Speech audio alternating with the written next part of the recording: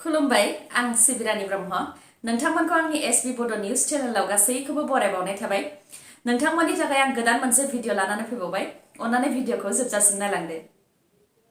1 नं परबतजरा समष्टिनिफ्राय देरहानो हानाय बिपिएफ हान्जानि बिजाथि श्रीमती मुनमुन ब्रह्म बिथांनि हेंथायै इउपिपिएलनि media and information secretary Ayub Hussain Mondal बिथाङा क'क्राझार पुलिस थानायाव एफआइआर होदों। एफआइआर होनायनि बायदिब्ला श्रीमती मुनमुन ब्रह्मआ साख्रिनिफ्राय रिजाइन होखांनायनि उनावबो गोलाव समनिफ्रायनो दरमाहा लागासिनो दंमोन। बिथां मुनमुन ब्रह्मआ 2015 मायथाइनि 23 मार्चआवनो साख्रिनिफ्राय रिजाइन होदोंमोन आरो 2020 मायथाइनि बिटिसि बिसायख'थिनि थाखाय मार्च दानाव नमिनेशन फाइल खालामदोंमोन। थेवब्लाबो बिथाङा 2015 मायथाइनि मार्च दाननिफ्रायनो 2020 मायथाइनि 30 नभेम्बर दानसिम लाइसेन्स अफिसार महरै दरमाहा एबा बेथन लागासिनो दंमोन। रिजाइन होखांनानैबो दरमाहा लानाया आयेननि बेरेखा होननानै बिथांमोनहा एफआइआर लिरदों आरो थाबैनो नायबिजिरनानै गोख्रों राहा लानो थाखाय क'क्राझार पुलिस थानायाव खावलायदों। बिटिसिनि चिफ एक्जिकिउटिभ मेम्बारनि थाखाय एबा बिटिसिआव सोरखार दानो थाखाय दिनै क'क्राझाराव फ्ल'र टेस्ट जागोन।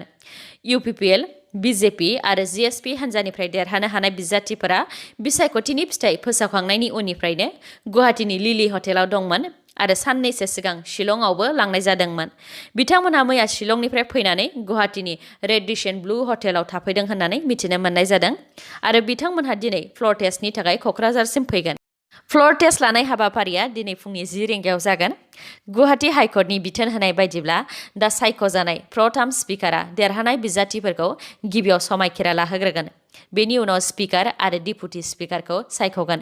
बेफोर गासैबो हाबाफारिया जोबखांबासो फ्ल'र टेस्टआ जागोन आरो दिनैनि फ्ल'र टेस्टआव जाय बांसिन एबा मेजरिटि दिन्थिनो हागोन बिथाङानो बिटिसिनि सोरखार दानो हागोन।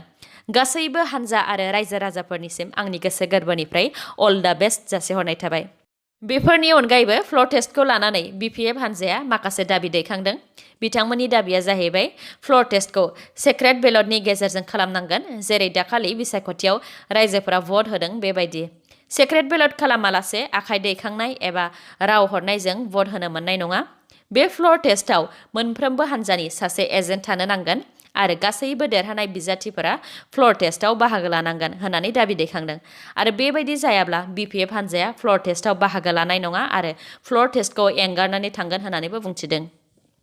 साननैसो सिगां हाग्रामा महिलारि बिथाङा इउपिपिएल आरो बिपिएफ जथायै सोरखार दानांगौ होननानै बुंथिदोंमोन, नाथाय बेनि सायाव इउपिपिएलनि दैदेनगिरिफोरा बिपिएफजों जथायै सोरखार दानो हाया होननानै मैया बुंफिनदों।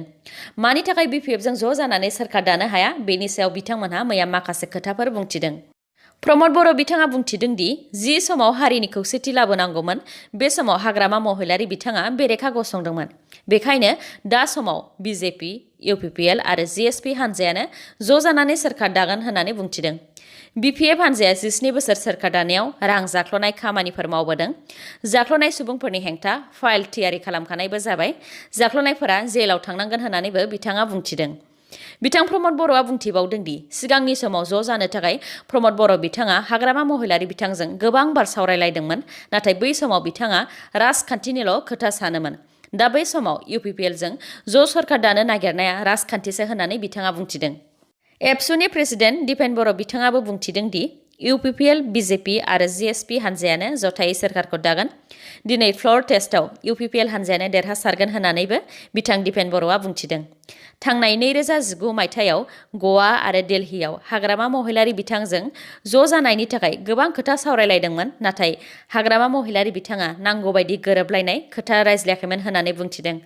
आरो थांनाय 2015 मायथाइयावबो जेब्ला बिटिसि बिसायख'थियाव हाग्रामा महिलारि बिथाङा 19 मासि लानानै देरहासारनो हादोंमोन, बै समाव एबसुनि उदां हान्जा पिसिडिआरआ मोन 7 मासियाव देरहासारनो हादोंमोन। बै समाव हाग्रामा महिलारि बिथाङा पिसिडिआरखौ लाफानानै सोरखार दायालासे गुबुन हान्जाखौसो लाफानानै सोरखार दादोंमोन। बेनि थाखायनो हाग्रामा महिलारि बिथांनि ज' जानानै सोरखार दानायखौ गनायथावा होननानै बुंथिदों बिथां दिपेन बर'आ आरो बिथां महिलारि बुंनाया राजखान्थिसो होननानैबो बुंथिदों। जोबनायाव बिथां दिपेन बर'आ बुंथिबावदों दि हाग्रामा महिलारि बिथाङा थारैनो हारिनि खोथा सानोब्ला दिनै जानो गोनां फ्ल'र टेस्टआव बिपिएफ हान्जानिफ्राय देरहासारनो हानाय सा 16 एमसिएलएफोरखौ प्रमद बर' बिथांजों दैदेनजानाय इउपिपिएल हान्जानो भट होनो थाखाय खावलायदों। बिआर फेरेंगा बिथाङाबो बेबायदि एखे खोथाखौनो बुंथिदों। बिजेपिजों ज' जानायनि सिगांनो हाग्रामा महिलारि बिथांनो थान्दै दैथायहरदोंमोन, नाथाय बै समाव हाग्रामा महिलारि बिथाङा बिजेपिजोंसो सोरखार दानो थाखाय नाजादोंमोन होननानै बुंथिदों। दिनै जानो गोनां फ्लर टेस्टआव जेनखागोनखायसो ज' जानायनि खोथा बुंदों होननानै बुंथिदों बिआर फेरेंगा बिथाङा। रोनगोरा नार्जारि बिथाङाबो बुंथिदों दि बर' राजखान्थिखौ ज' खालामनो थाखाय सिगांनो हाग्रामा महिलारि बिथांजों सावरायलायदोंमोन, नाथाय हाग्रामा महिलारि बिथाङा बै समाव बिथांमोननि सावरायलायनायखौ नारगारदों। बिथाङा बुंथिबावदों दि बर'जों बर' ज' जानानै सोरखार दानांगौ होननाय रावा हाग्रामा महिलारि बिथांनि खुगायाव समाया, बेयो राजखान्थिसो होननानैबो बुंथिदों बिथां रोनगोरा नार्जारिया।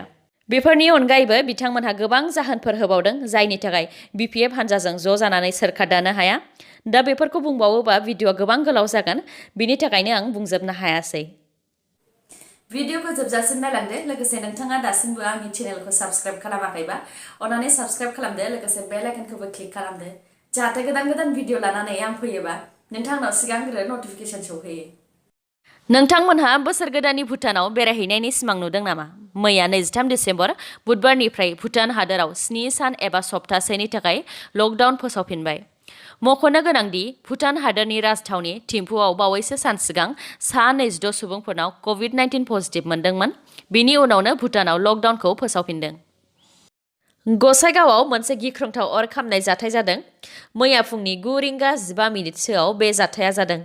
अर खामनायजों गंसे साहा दखान, खानाय सिनग्रा दखान आरो लेब सुग्रा दखाना खामनानै सेवहांगार जादों। अर खामनाय जाथायखौ गिबियाव लेब दखाननिफ्रायनो जाग्रोदों होननानै सन्देह खालामनाय जादों, नाथाय दासिमबो मानि थाखाय जादों बेखौ हमनो हायाखै। अर जोंखांनायखौ उनाव अर खोमोरग्रा बिफाना फैनानै खोमोरफैदों आरो गाज्रिसिन जाथाय जानायनिफ्राय रैखा खालामफैदों। मैयानि सानाव माखासे आफादफोरा इउपिपिएल आरो बिपिएफनि दैदेनगिरिफोरखौ ज' जानानै सोरखार दानो थाखाय खावलायदों। सेथियाव दङ गसाइगाव साब डिभिजननि सिङाव थानाय सराइबिल ओनसोलनि एक्स एनडिएफबि बिथांमोन, नैथियाव दङ बर' थुनलाइ आफाद, थामथियाव दङ all India Bodo' peoples national league for Bodoland statehood आफाद। गुवाहाटीआव मोनब्रै सिनेमा हला अरायनि थाखाय बन्द जाबाय। कभिड-19नि थाखाय हादर नाङैनो लकडाउन जानायाव गोबां बिथिंफोरावनो रांखान्थिनि आंखाल जानायखौ नुनो मोन्दों। गुवाहाटीनि सिनेमा हलफोरावबो रांखान्थिनि आंखाल जानायनि थाखायनो सिनेमा हलखौ बन्द खालामनो फोसावबाय। बन्द जानाय सिनेमा हलफोरा जाहैबाय फारियै अप्सरा, मेघदूत आरो बन्दना। खौरांनि बायदिब्ला उर्वशी सिनेमा हलाबो बन्द जाबाय। बेनि अनगायैबो छयगावनि बिजयनगराव थानाय सिलभार स्क्रिन मुंनि सिनेमा हलखौबो बन्द खालामनाय जाबाय। खौरांनि बायदिब्ला रांखान्थि आंखाल जानायनि थाखायनो बिथांमोनहा कारेन्ट बिल, मावग्राफोरनो बेथन आरो गोबां बिथिङाव सामलायनो हायैनि थाखाय बे थांखिखौ लादों। बिनि थाखाय बिथांमोनहा सोरखारनिसिम थांदोंमोन होननानैबो बुंथिदों, नाथाय सोरखारा बिनि फिन होआखै होननानैबो बुंथिदों। दिनैनि भिडिअआ एसेनोसै। गाबोन आरो गोदान भिडिअजों लोगो मोनफिनबावगोन। नोंथाङा दासिमबो आंनि चेनेलखौ साबस्क्राइब खालामाखैबा अन्नानै साबस्क्राइब खालामदो, लोगोसे लाइक, कमेन्ट आरो शेयार खालामनो दाबाव। गोजोन्थों।